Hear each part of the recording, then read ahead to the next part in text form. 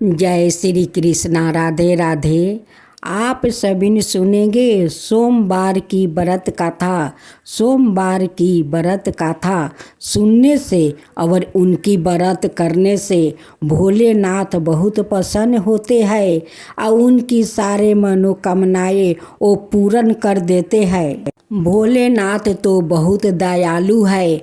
जो भक्त भोलेनाथ का श्रद्धा भक्ति से उनकी पूजा करते हैं, उनकी पूरा कथा सुनते हैं, उन पर भोलेनाथ प्रसन्न हो जाते हैं और उनकी दुख तकलीफ दूर कर देते हैं। भोलेनाथ तो अंधा को नैन देते हैं, लंगड़े को पाँव देते हैं, बाजिन को पुत्रा देते हैं, निर्धन को धन देते हैं। वो सब के ऊपर अपना वो नज़र टिका कर रखते हैं। सब अपने भक्तों पर वो ख्याल रखते हैं। भोलेनाथ की जय हो, भोलेनाथ की जय हो, माता पार्वती की जय हो, माता पार्वती की जय हो। एक साहूकार था जो भगवान शिव का अनाय भक्त था। उसके पास धन आए, किसी भी चीज़ की कमी नहीं थी, लेकिन उसकी कोई संतान नहीं थी और वो इसी कामना को लेकर रोज शिव जी के मंदिर जाकर दीपक जलाता था। उसके इस भक्ति भाव को देखकर एक दिन माता पार्वती ने शिव जी से कहा कि प्रभु, यह साहूकार आपका अनय भक्त है, इसको किसी बात का कष्ट है तो आपको उसे अवश्य दूर करना चाहिए। शिव जी बोले कि हे पार्वती, इस साहूकार के पास पुत्र नहीं है, यह इसी से दुखी रहता है। माता पार्वती कहती है कि हे ईश्वर, कृपा करके इसे पुत्रा का वरदान दे दीजिए। तब भोलेनाथ ने कहा कि हे पार्वती, साहूकार के भाग्य में पुत्रा का योग नहीं है। ऐसे में अगर इसे पुत्र प्राप्ति का वरदान मिल भी गया तो वो केवल 12 बरस की आयु तक ही जीवित रहेगा। यह सुनने के बाद भी माता पार्वती ने कहा कि हे प्रभु, आपको इस साहूकार को पुत्र का वरदान देना ही होगा। अनाथ भक्त क्यों आपकी सेवा पूजा करेंगे। माता के बार बार कहने से भोलेनाथ ने साहूकार को पुत्रा का वरदान दे दिया, लेकिन यह भी कहा कि वो केवल 12 बरस तक ही जीवित रहेगा।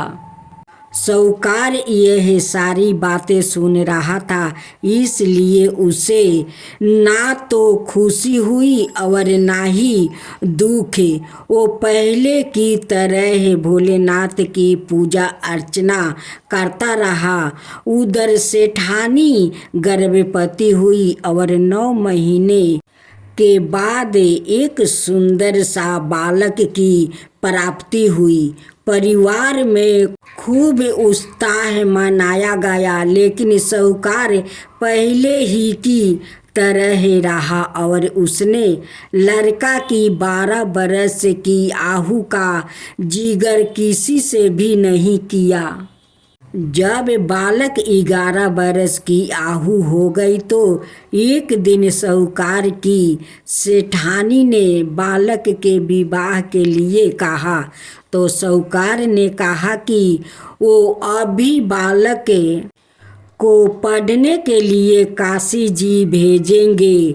इसके बाद उसने बालक के मामा जी को बुलाया और कहा कि इसे काशी पढ़ने के लिए ले जाओ और रास्ते में जिस भी स्थान पर रुकना, वहाँ यज्ञ करते और ब्राह्मणों को भोजन कराते हुए आगे बढ़ना। उन्होंने भी इसी तरह करते हुए जा रहे थे कि रास्ते में एक राजकुमारी का विवाह था। जिससे उसका विवाह होने वाला था वो एक आंख से काना था। तो उसके पिता ने जब अति सुंदर साहूकार के बेटे को देखा तो उनके मन में आया कि क्यों ना इसे ही घोड़ी पर बैठाकर शादी के सारे कार्य संपन्न करवा लिया जाए। तो उन्होंने मामा से बात की और कहा कि इसके बदले में वो अथाह धन देंगे। तो वो भी राजी हो गया। इसके बाद साहूकार का बेटा विवाह की वेदी पर बैठा और जब विवाह कार्य संपन्न हो गया तो जाने से पहले उसने राजकुमारी की चदरी के पल्लू पर लिखा कि तेरा विवाह तो मेरे साथ हुआ, लेकिन जिस राजकुमार के साथ भेजेंगे वो तो एक आँख का काना है। इसके बाद वो अपने मामा के साथ काशी के लिए चल गया। उधर जब राजकुमारी ने अपनी चुनरी पर यह लिखा हुआ पाया तो उसने राजकुमार के साथ जाने से मना कर दिया। तो राजा ने भी अपनी पुत्री को बारात के साथ विदा नहीं किया। बारात वापस लौट गई।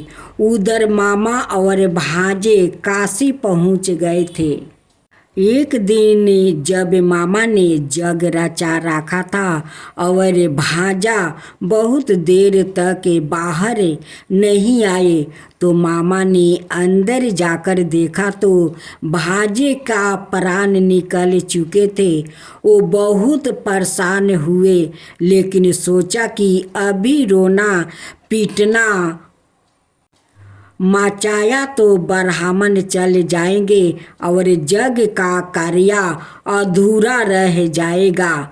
जब जग संपन्न हुआ तो मामा ने रोना पीटना शुरू किया। उसी समय शिव पार्वती उधर से जा रहे थे तो माता पार्वती ने शिव जी से पूछा, हे प्रभु, यह कौन रो रहा है? तभी उन्हें पता चलता है कि यह तो भोलेनाथ के आशीर्वाद से जन्म हुआ साहूकार का पुत्र है। तब माता पार्वती कहती है कि हे स्वामी, इसे जीवित कर दीजिए। अनाथ रोते रोते इसके माता पिता के प्राण निकल जाएंगे। तब भोलेनाथ ने कहा कि हे पार्वती, इसकी आहु इतना ही थी सो वो भोग चुका है। लेकिन माँ के बार बार आग्रह करने पर भोलेनाथ ने जीवित कर दिया। लड़का ओम नमः शिवाय करते हुए उठा और मामा भांजे दोनों के ईश्वर को धन्यवाद दिया और अपनी नगरी की ओर लौटा। रास्ते में वही नगर पारा और राजकुमारी ने उन्हें पहचान लिया। तब राजा ने राजकुमारी को साहूकार के बेटे के साथ बहुत सारे धन धनाये के साथ विदा किया। उधर साहूकार और उसकी पत्नी छत पर बैठे थे।